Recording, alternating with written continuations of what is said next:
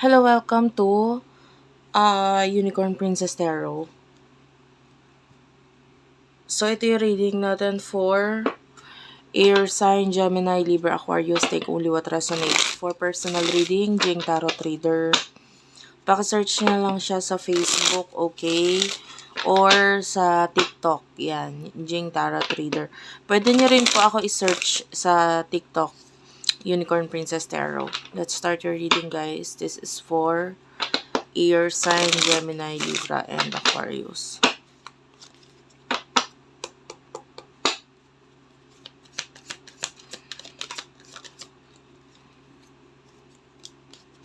You do have here the Ten of Cups,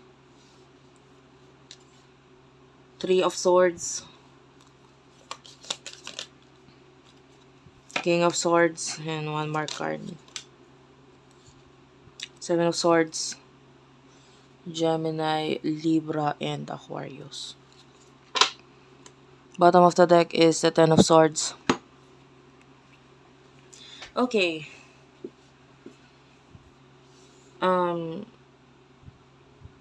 I'm feeling like sa ngayon, pagdating sa usaping family, maybe even love, relationship, medyo gusto mo lang maayos eh. Gusto mo lang maayos. For now. Someone here is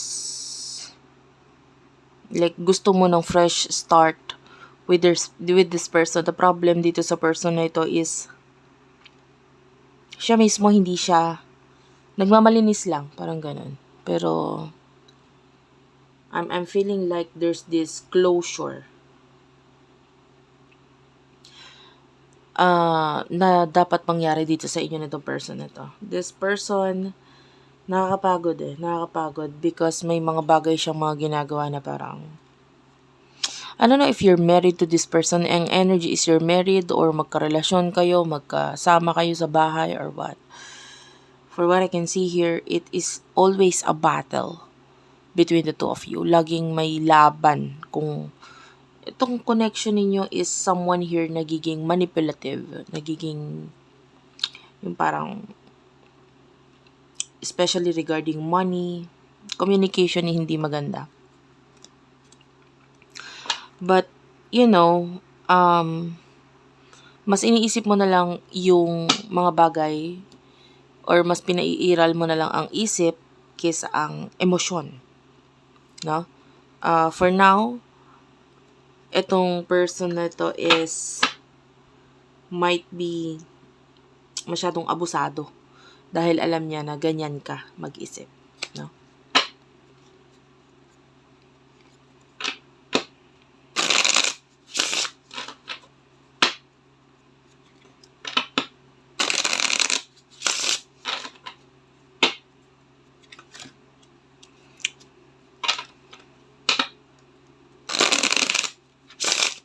Tell me more for air sign.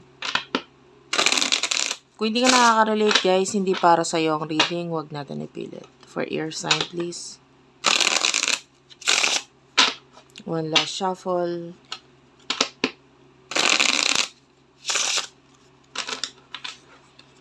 Okay. Thank you, Spirit Guides, Angel Guides.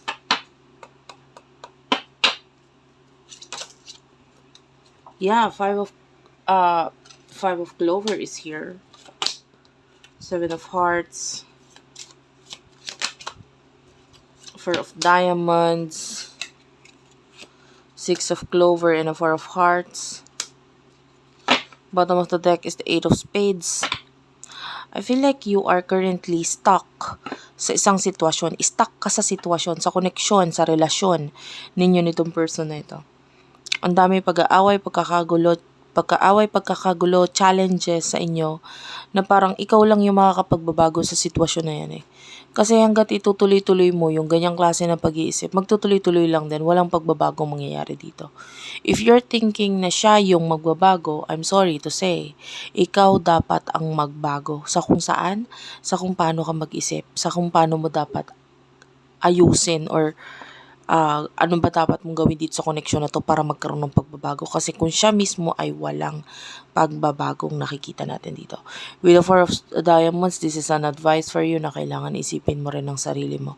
With the Four of Hearts, kailangan sarili mo din ang isipin mo.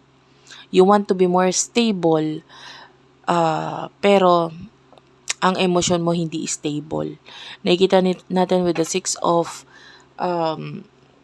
Diamonds, Six of Clover.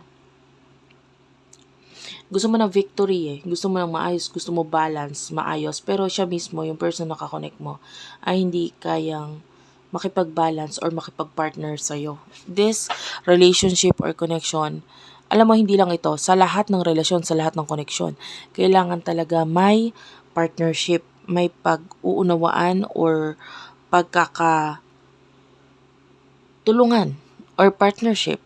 Pero hindi ko nakikita yun dito sa connection na ito. For what I can see here, there's a lot of problems, Nine of Swords, problemas, stress, sakit, pagsasakitan na rin. Hindi lang naman ikaw nasasaktan, pati siya maaaring nasasaktan na rin. And, the Three of Swords, or Three of Spades is here.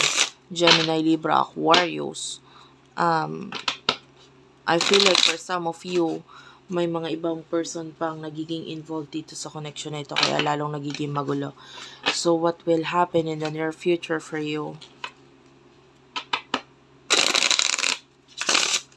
Air sign. Hindi to applicable sa lahat, guys. Hindi para sa lahat. Hindi para sa lahat.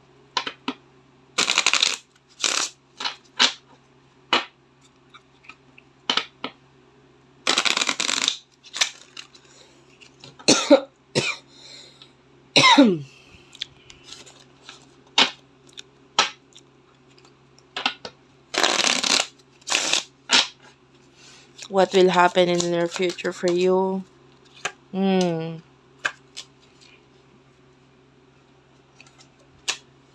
Ten of Clover, Nine of Swords.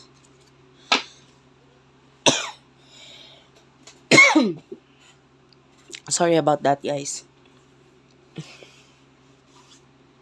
Medyo nauubo lang ako gawa ng ngayon malamig na masyado gawa ng madaling araw na kasi dito sa habang nire-reading ko to. Wait lang, guys. Okay, sorry about that. I'm back. Pero medyo makati pa rin yung aking lalamunan, So, I'm really, really sorry kung medyo nag-uubo ako or whatever. Anyway, in the near future, I'm sorry to say, pero hindi mo na kailangan manood ng tarot reading kasi, tarot reading is for advice, for guidance, pero hindi ko nakikitang ginagawa mo yon, hindi ko nakikitang tinutulungan mo ang sarili mo para mag-guide ka ng maayos. Kasi, madaling mag-advise. Sa totoo lang, madaling magbigay ng guidance. Dahil babasahin namin yung dito yung nakikita namin. So, mabilis or madali lang magbigay ng advice. The problem is ikaw. Paano mo i-apply sa sarili mo yung in-advice? Yung guidance para sa'yo. Kasi nakikita natin dito, yung iba sa inyo talagang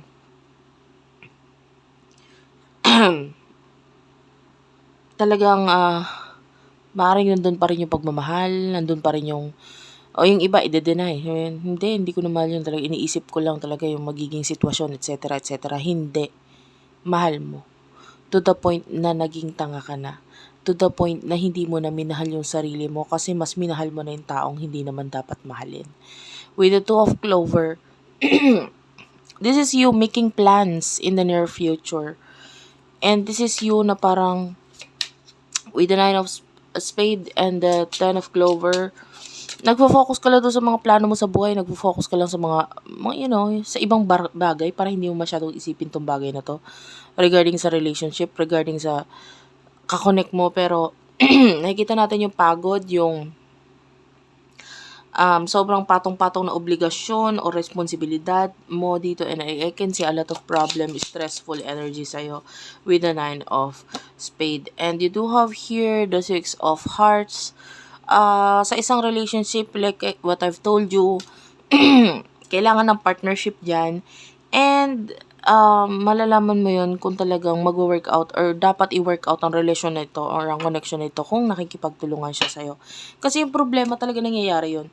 Yung yung pag-aaway, kaguluhan, talaga nangyayari yon sa magkakarelasyon.